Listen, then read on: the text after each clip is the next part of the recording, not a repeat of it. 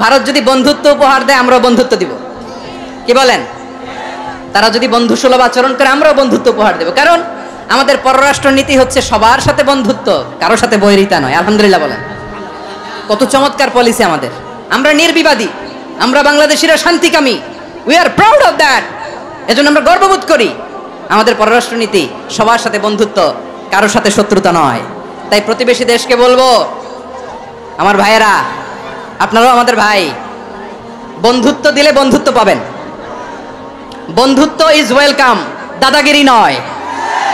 বন্ধুত্ব ওয়েলকাম, দাদাগিরি নয়, loud and clear. Bharat যদি বন্ধুত্ব দেখায় বন্ধুত্ব পাবে, কিন্তু ভারত যদি বাংলাদেশে আধিপত্যবাদ বিস্তার করতে চায় বাংলাদেশের 18 কোটি জনগণ সেটা রুখে দেবে। ভারত যদি গৌর গোবিন্দের ভূমিকায় নামতে চায় দেশের 18 কোটি মুসলমান শাহজালালের ভূমিকায় নামবে।